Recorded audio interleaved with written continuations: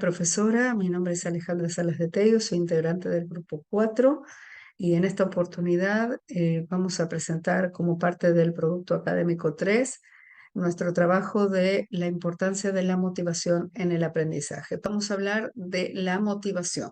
Primero, ¿qué es la motivación en el aprendizaje? Es el interés que tiene el alumno por su propio aprendizaje o por una actividad que le lleve a ese aprendizaje. También, según De la Torre, dice que la motivación señala que la motivación es la fuerza que impulsó al sujeto a adoptar una conducta determinada. Los psicólogos definen la motivación como la necesidad o el deseo que activa y dirige nuestro comportamiento. En definitiva, la motivación es aquel impulso que nos lleva a actuar y a querer lograr algo. Por eso pusimos este gráfico, porque tenemos que ser conscientes de que en qué punto estamos en cuanto a la motivación y tratar de llevar a nuestros alumnos todos a esa cima del sí se puede, sí puedo. Para eso sabemos que hay tipos de motivación. Hay dos grandes grupos de motivación, la motivación positiva y la motivación negativa. La motivación positiva tenemos la intrínseca y la extrínseca. Y en la negativa tenemos esa motivación que nunca debemos aplicar a nuestros alumnos, ni a los alumnos, ni a nuestros hijos en las casas, que son los castigos físicos, las amenazas y los maltratos psicológicos. Ahora, nosotros tenemos que ser conscientes como docentes que tenemos diferentes perfiles motivacionales de alumnos, ¿no? Y que mucho va a depender de las pautas de actuación del docente. Por ejemplo, hay docentes que no motivan, ¿no? Pero hay docentes que sí vienen motivando, ¿no? Y dicen, por ejemplo, al primero que termine le aumento 2 puntos. Está motivando, pero no resulta con todos. ¿Por qué? Porque hay algunos más competitivos que van a sentirse motivados. Y hay otros que no son para nada competitivos o no les interesa y no van a tener motivación. ¿Esto qué quiere decir?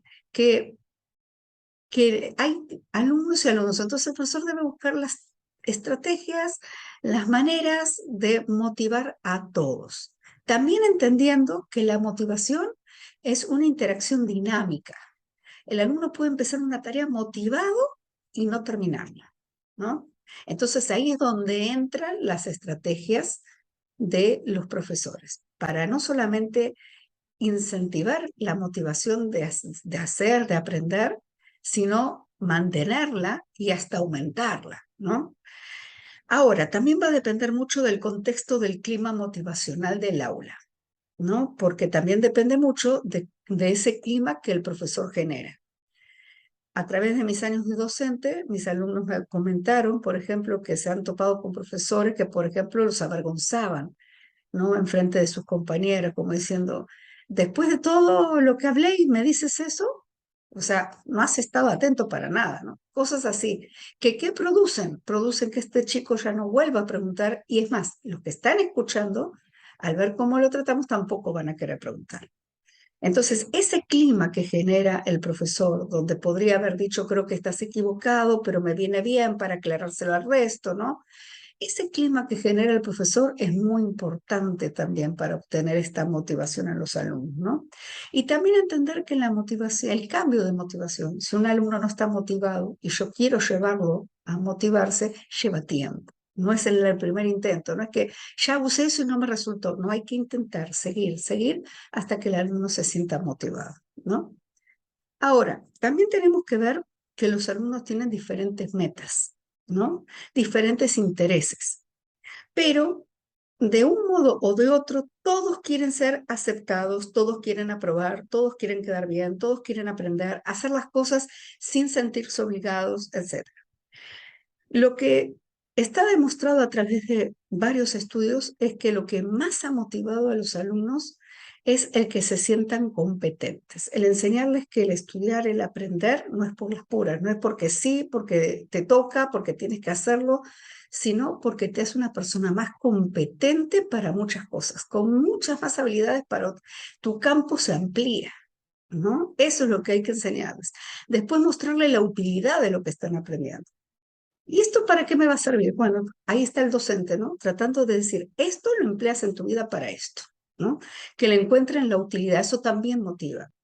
Luego, las recompensas, ¿no? La necesidad de preservar la autoestima, como estábamos hablando antes, ¿no? Cuidar el clima motivacional del aula, sin lastimar, sin ofender, sin avergonzar, sobre todo en el adolescente es muy importante no eh, avergonzarlo delante de los demás.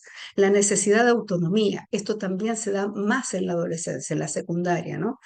Sentir, que ellos sientan que lo están haciendo porque quieren y no porque alguien se los obliga, les obliga a hacerlo, ¿no? Esto hace que ellos se sientan más motivados. Entonces el profesor debe hacer, aunque el profesor sea el que dirige, tiene que dar cierta autonomía a los alumnos para que ellos sientan que tienen la potestad de poder escoger algo, ¿no? Y que no son totalmente obligados. Luego, la aceptación incondicional, que el profesor muestre que no hay preferidos, que no hay nadie mejor que nadie, que lo principal es que todo el aula, los alumnos son seres humanos, ¿no? Y que todos pueden aprender. Ahora, ¿cómo se consigue esto? A través de estrategias. Muy bien, continuando con esta exposición, vamos a hablar sobre las estrategias que debemos aplicar en nosotros para motivar el aprendizaje de los estudiantes.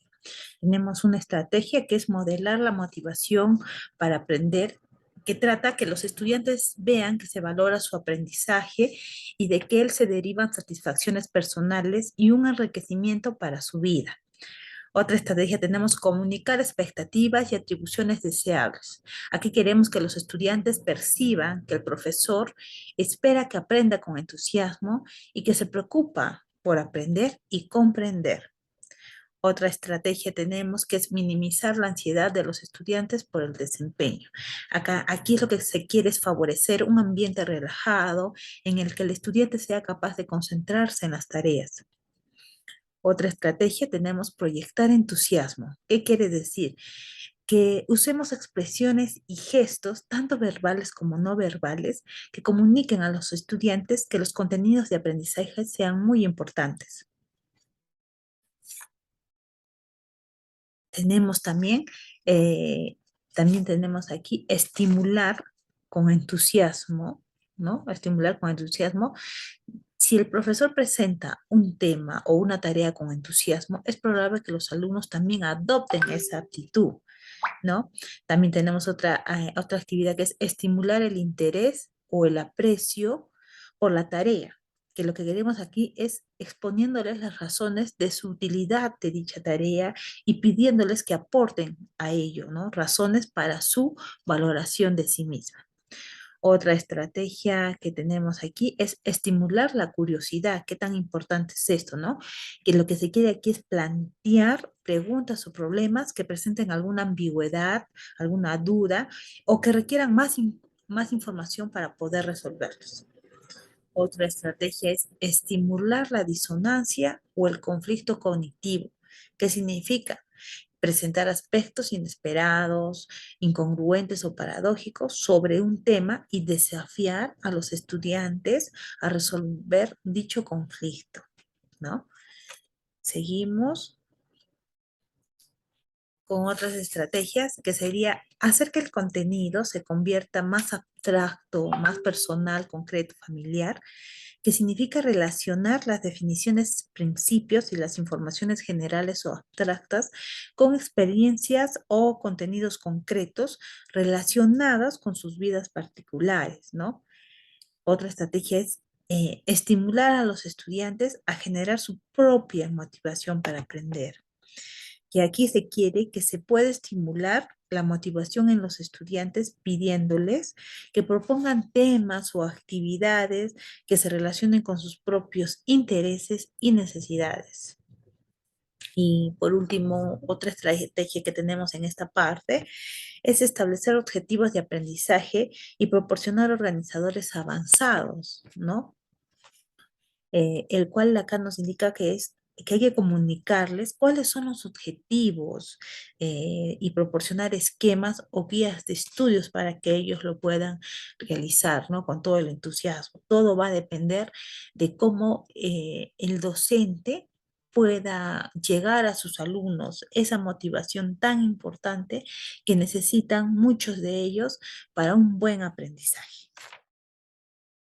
Bueno, continuando con la exposición, La motivación se debe dar en todo el proceso de una sesión de aprendizaje y tiene que ser dinámico, porque si esto no se da, los estudiantes pierden el interés en, en el desarrollo de la sesión.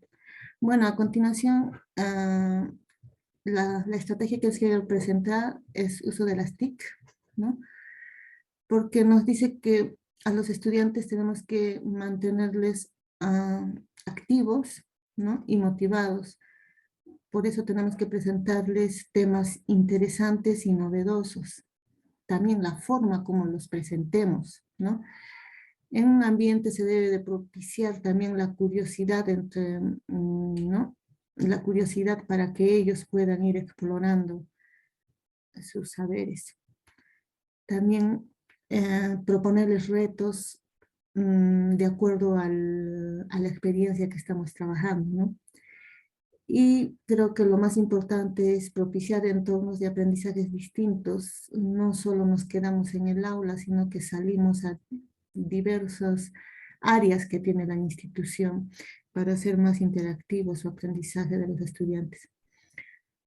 Por eso, el uso de las TICs es una alternativa mm, para que los estudiantes estén motivados durante toda la sesión de aprendizaje, ya que hoy en día los estudiantes son los que más manejan, no saben mucho más inclusive que el docente.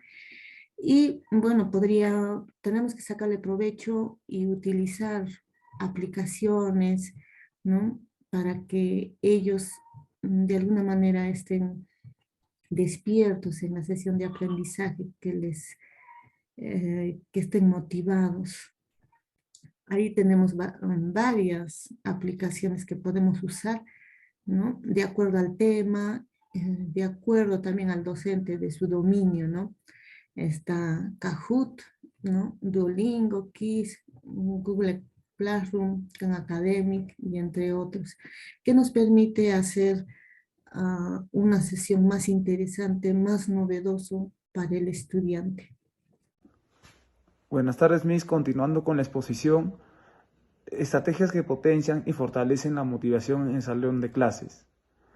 Como primera estrategia, intentar asociar las actividades de la clase con los intereses del estudiante. Ya viene a ser deporte, música, eventos de actualidad, cultura, audiovisual, etc. 2. Despertar la curiosidad del estudiante, apelando al factor sorpresa. Por ejemplo, señalando discrepancias existentes entre determinadas creencias de la mayoría de gente sobre muchos temas y la realidad. 3. Utilizar juegos de actividades ya sea online y físicas para hacer las clases más divertidas, amables y cercanas a los alumnos. Y por último, introducir variedad en la organización y estructura de las clases para no aburrir a los alumnos con una excesiva monotonía. Gracias, Miss. Le doy el siguiente pase a mi compañero. Gracias.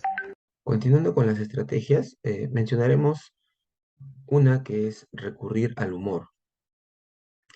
En clases, a veces con anécdotas o chistes relacionados con el tema que se está tratando en ese momento, genera una atmósfera más relajada que favorece al aprendizaje de los alumnos.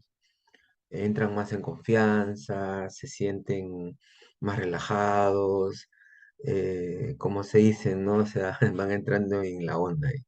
Entonces, es importante manejar este tipo de estrategia.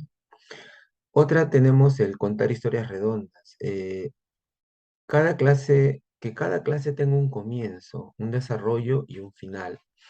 A veces para el alumno es un poco frustrante el dejar historias a medias, ¿no? O la clase a medias y no llegar a concluir en algo, ¿no? Dedicar siempre un tiempo al final para hacer un resumen de todo lo visto. Esto contribuye mucho al aprendizaje del estudiante. Y por último, tenemos el de organizar el material de estudio. Es importante un material claro, legible y atractivo, el cual motiva el aprendizaje. Unos apuntes desfasados, no actualizados, muestran la poca preocupación del profesor y es un poco que tal vez lo pueda desanimar al estudiante o lo pueda poner en una situación de no generar una motivación. En todo esto, agradecer por, por, por la atención debida y Será hasta una próxima oportunidad y muchísimas gracias.